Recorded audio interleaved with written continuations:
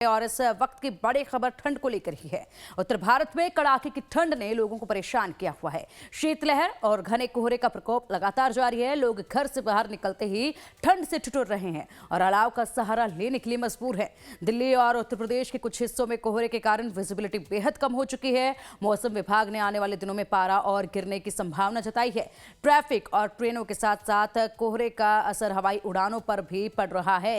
खराब मौसम और कम विजिबिलिटी की वजह से दिल्ली एयरपोर्ट पर 500 से ज्यादा फ्लाइट्स लेट हुई हैं और करीब 14 फ्लाइट्स कैंसिल कर दी गई हैं। तो तस्वीरें लगातार आपको दिखा रहे हैं दिल्ली के भी अलग अलग इलाकों से और पहाड़ी इलाकों की भी, जहां पर आप देख पाएंगे किस कदर जब पहाड़ी इलाकों में बर्फबारी हुई तो यहां निचले इलाकों पर क्या इसका प्रभाव पड़ा है। विजिबिलिटी बेहद कम हो चुकी है। लगातार कोहरा जो है वो चारों तरफ नजर आ रहा है, जिसके चलते जनजीवन अस्त व्यस्त हो रहा है।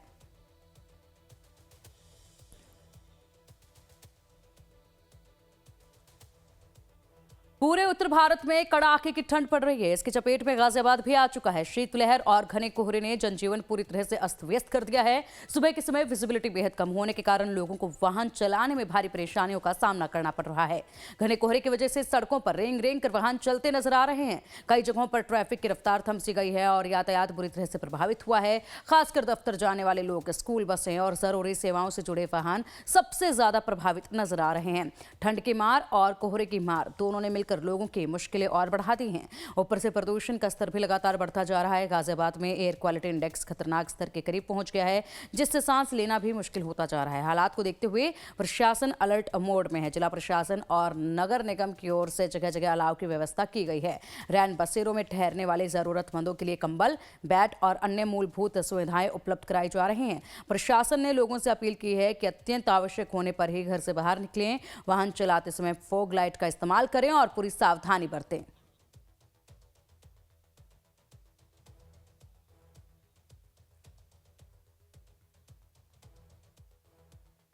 और चलिए आप मौसम का हाल जान लेते हैं हमारे सहयोगियों से। दिल्ली से हमारे सहयोगी प्रशांत त्रिपाठी इस वक्त मौजूद है और नोएडा से खुशबू हमारे साथ हैं। सबसे पहले रुक करेंगे नोएडा का। क्या कुछ खुशबू अपडेट दे रही हैं? क्या आज का टेम्परेचर जो है सुबह सवेरे देखा जा रहा है, क्या नज़ारा है? पिंकी, जिस तरीके से लगातार पिछले कई दिनों से जो हालात थे, जो कोहरे की बात कर लीजिए या ठंड की बात कर लीजिए, आज थोड़ा सा राहत जरूर नोएडा में देखने को मिल रहा है। आज सुबह के वक्त घना कोहरा था, लेकिन अभी 8 बजे का वक्त हो चुका है। थोड़ी सी विजिबिलिटी सही हो गई है। पॉल्यूशन की हालत जैसे जस की तस है। सबसे पहले तस्वीरों के माध्यम से आपको हम दिखाने की कोशिश करते हैं। अगर फॉग की बात की जाए और जो विजिबिलिटी की बात की जाए, देखिए किस तरीके से फॉग आज भी है। सुबह के वक्त हालात कुछ अलग थे। सुबह के वक्त ज्यादा फॉग थी। मौसम विभाग लगातार अलर्ट जारी कर रहा है पूरे उत्तर भारत में कि आने वाले दिनों में और तापमान गिरेगा और इस तरीके से, क्योंकि वेस्टर्न डिस्टर्बेंस जो है वो एक्टिव है और ऐसे में तापमान जैसे जैसे गिरेगा वैसे वैसे कोहरे का सितम भी बढ़ेगा। लेकिन फिलहाल अगर आज की बात की जाए, आज थोड़ी राहत जरूर देखने को मिल रही है पिछले दिनों की अपेक्षा। आज कोहरा कम है। हालांकि अगर प्रदूषण की बात करेंगी, नोएडा में अभी भी गंभीर श्रेणी के आसपास बना हुआ है प्रदूषण। AQI लगभग 400 के पास है। कई जिलों में, कई जगहों पे नोएडा के 400 को भी क्रॉस कर चुका है AQI, यानी कि जो प्रदूषण की मार कही जाए, प्रदूषण की मार कम होने का नाम नहीं ले रही है। लगातार कोशिशें की जा रही हैं। नोएडा में भी प्रशासन की तरफ से तमाम कोशिशें जारी हैं, लेकिन हालात जस के तस हैं। कोहरा और जो फॉग और साथ साथ स्मॉग का जो मिश्रण है वो लोगों को कहीं ज्यादा परेशान कर रहा है, क्योंकि एक तरफ ठंड और दूसरी तरफ स्मॉग। प्रदूषण के साथ साथ जब फॉग का मिश्रण हो रहा है और ठंड की वजह से, ठंड भी, अगर तापमान की बात की जाए, तापमान सुबह के वक्त लगभग 10 डिग्री के आसपास थी और अब अगर अभी की बात की जाए, अभी भी 12-13 डिग्री के आसपास है तापमान नोएडा में कई जगहों पे और थोड़ी स्थिति बेहतर है। लेकिन यानी कि खुशबू केवल यहाँ पर कोहरा नहीं बल्कि प्रदूषण का मिश्रण जो है वो खासा परेशानियों का सबब बना हुआ है। हमारे सहयोगी प्रशांत त्रिपाठी का रुख कर लेते हैं। प्रशांत, दिल्ली में टेम्परेचर फिलहाल क्या कुछ दर्ज किया गया है और कोहरे के साथ साथ आप प्रदूषण को लेकर भी जानकारी दीजिएगा।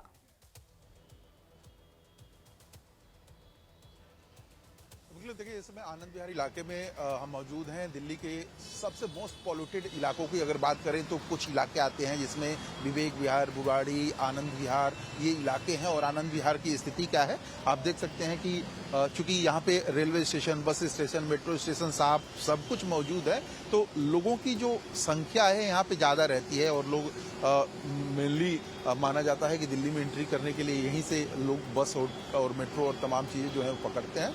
लेकिन पॉल्यूशन के हिसाब से अगर इसकी बात करते हैं तो लगभग 465 के आसपास AQI लेवल है। आप समझ सकती हैं कि जो खतरनाक से खतरनाक स्थिति है वो यहाँ पे यानी कि आनंद विहार में अभी भी बना हुआ है। और दूसरी तरफ आप देखेंगे तो कोहरा आपको साफ तौर पे दिखाई देगा कि किस तरह से कुछ ऊंची बिल्डिंग्स जो हैं वो आपको अभी भी दिखाई नहीं देंगी। हालांकि हल्का हल्का जो धूप है वो निकलना अब शुरू हो चुका है, लेकिन इसके बावजूद किस तरह से सुबह सुबह कोहरा था यहाँ पे वो अब आपकी आंखों के सामने है। जाहिर है ये जो कंडीशन है, ये जो स्थितियां हैं बताने के लिए काफ़ी हैं कि किस तरह से जो ठंड और प्रदूषण है ये दोनों लोगों के आम जनजीवन पे किस तरह से व्यवधान उत्पन्न कर रहा है, परेशानी का सबब बना हुआ है। तो आप समझ सकती हैं पिंकी कि जो लोग हैं वो किस तरह से परेशान है। हालांकि कुछ गाड़ियां अभी भी आपको दिखेंगी, वो लाइट्स वगैरह जला के जाते हुए आपको दिख जाएंगे।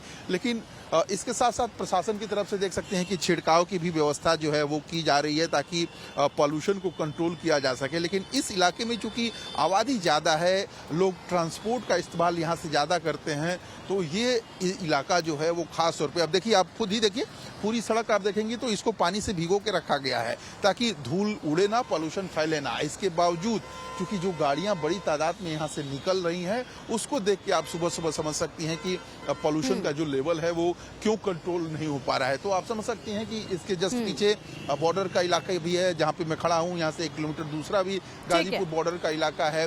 कोशिश जरूर की जा रही है कि जो बिल्कुल प्रशांत, कोशिशें की जा रही हैं। पानी का छिड़काव जिस तरीके से इस वक्त सड़कों पर हो रहा है वो तस्वीरें भी आपने दिखाई हैं, लेकिन फिलहाल यहाँ पर ये जो छोटी छोटी कोशिशें ही नजर आ रही हैं, इसका कोई परमानेंट सॉल्यूशन अभी तक नजर नहीं आया है, जिसके चलते मौसम में जो बदलाव हो रहा है वो सभी लोग महसूस कर पा रहे हैं। ऐसे में आने वाले दिनों में कोई ठोस रणनीति बनानी ही होगी, तब जाकर यहाँ पर मौसम भी जो है वो सुहाना ही नजर आएगा। फिलहाल बहुत शुक्रिया आप दोनों का ही इन तमाम अपडेट्स के लिए।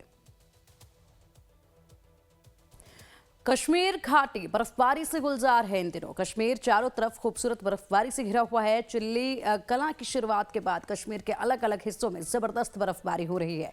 पहाड़ों पर खेत खलियानों से लेकर पेड़ों तक पर बर्फ ही बर्फ नजर आ रही है। नज़ारा ऐसा है कि जहां नजर जाए वहां बर्फ ही बर्फ नजर आ रही है, जिसके चलते तस्वीरें बेहद खूबसूरत देखने को भी मिल रही हैं यहाँ से। अब देखिए 3 तस्वीरें आपके सामने हैं। इन तीनों ही तस्वीरों में देखिए पर्यटक यहाँ पर भारी तादाद में पहुंच रहे हैं और लगातार बर्फबारी का सिलसिला जारी है, जिसके चलते पूरा इलाका जो है वो सफेद चादर में ढका हुआ नजर आ रहा है। पेड़ों पर ये बर्फ जो है वो बेहद खूबसूरत लग रही है और ये लगातार जो बर्फबारी इस वक्त देखी जा रही है इसका लुत्फ उठाने के लिए दूर दराज से पर्यटक भी यहाँ पर पहुंच रहे हैं, जिसके चलते फिलहाल जम्मू कश्मीर के लोगों का रोजगार काफी अच्छा चल पड़ा है और इसी के साथ खुशी भी है, लेकिन कुछ ना कुछ दिक्कतें का सामना भी करना ही पड़ रहा है क्योंकि ठंड बेहद ज्यादा है और ऐसे में जनजीवन पर खासा प्रभाव इसका पड़ता है, आवाजाही में खासा प्रभाव इस पर पड़ता है। गुलमर्ग में बर्फ की चादर आप देख पा रहे हैं, सोनमर्ग में ताज़ा बर्फबारी है, राजौरी में भी आप देख सकते हैं पहाड़ पूरी तरीके से सफ़ेद रंग के नज़र आ रहे हैं और ये खूबसूरत नज़ारा है जिसका दीदार करने के लिए दूर दराज से पर्यटक यहाँ पहुँच रहे हैं और काफ़ी खुशी भी जता रहे हैं। राजौरी में बड़ी बर्फ हटाने के लिए क्रेन लगाई गई है। इतनी बर्फबारी हुई है कि रास्ते खो गए हैं, जिसके चलते यहाँ पर क्रेन से इस बर्फ को हटाया जा रहा है और रास्तों को साफ किया जा रहा है ताकि लोगों को यहाँ पर आवाजाही में समस्याओं का सामना ना करना पड़े।